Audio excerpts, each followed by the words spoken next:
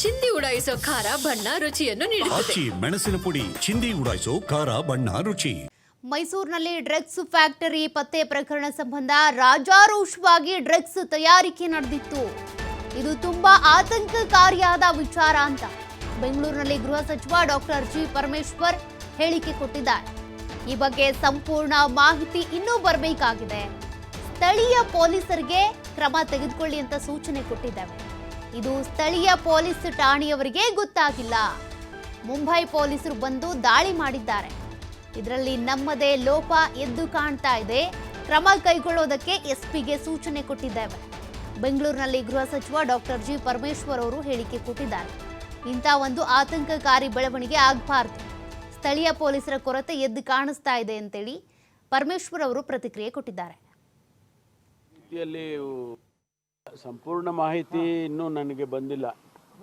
ಆದರೆ ಇದು ನಮಗೆಲ್ಲ ಒಂದು ರೀತಿಯಲ್ಲಿ ಆತಂಕವಾಗಿರ್ತಕ್ಕಂಥದ್ದು. ಯಾಕೆಂದರೆ ನಮ್ಮಲ್ಲೇ ಇಷ್ಟೊಂದು ರಾಜಾರೋಷವಾಗಿ ಅವರು ಇಲ್ಲಿ ಪ್ರೊಡ್ಯೂಸ್ ಮಾಡ್ತಾರೆ ಅಂತಂದಾಗ ಸ್ವಾಭಾವಿಕವಾಗಿ ಅದು ನಮಗೂ ಕೂಡ ಒಂದಿಷ್ಟು ಕನ್ಸರ್ನ್ ಆಗೇ ಆಗುತ್ತೆ.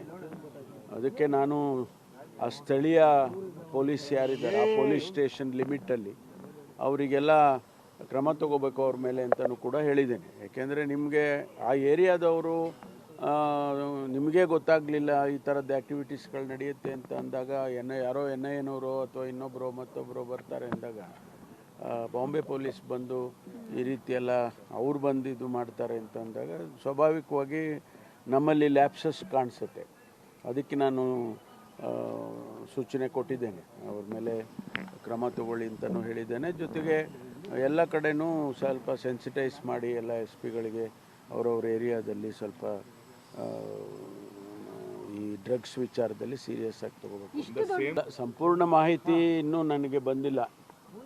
ಆದರೆ ಇದು ನಮಗೆಲ್ಲ ಒಂದು ರೀತಿಯಲ್ಲಿ ಆತಂಕವಾಗಿರ್ತಕ್ಕಂಥ. ನೋಡಿ, ಇದು ಗೃಹ ಸಚಿವ ಡಾಕ್ಟರ್ ಜಿ ಪರಮೇಶ್ವರ್ ಅವರ ಪ್ರತಿಕ್ರಿಯೆ. ಮೈಸೂರಿನಲ್ಲಿ ಡ್ರಗ್ಸ್ ಫ್ಯಾಕ್ಟರಿ ಏನು ಪತ್ತೆ ಆಗಿತ್ತು ಅಂದರೆ ಇಲ್ಲೇ ಡ್ರಗ್ಸ್ ಅನ್ನ ಅವರು ಉತ್ಪಾದನೆ ಮಾಡ್ತಾ ಇದ್ರು. ಈ ಕೇಸಿಗೆ ಸಂಬಂಧಪಟ್ಟಂತೆ ದಾಳಿ ಮಾಡಿದ್ದು ಮುಂಬೈ ಪೊಲೀಸರು. ಹೀಗಾಗಿ ಸ್ಥಳೀಯ ಪೊಲೀಸರಿಗೆ ಇದ್ರ ಬಗ್ಗೆ ಗೊತ್ತಿರಲಿಲ್ಲ, ಅವ್ರ ಗಮನಕ್ಕೆ ಬಂದಿಲ್ಲ ಅಂತ ಅಂದರೆ ಇಲ್ಲಿ ವೈಫಲ್ಯ ಎದ್ದು ಕಾಣಿಸ್ತಾ ಇದೆ. ನಾನು SPಗೆ ಸೂಚನೆ ಕೊಟ್ಟಿದ್ದೇನೆ, ಇದ್ರ ಬಗ್ಗೆ ಕ್ರಮ ತೆಗೆದುಕೊಳ್ಳಿ ಅಂತ ಪರಮೇಶ್ವರ್ ಹೇಳಿಕೆ ಕೊಟ್ಟಿದ್ದಾರೆ.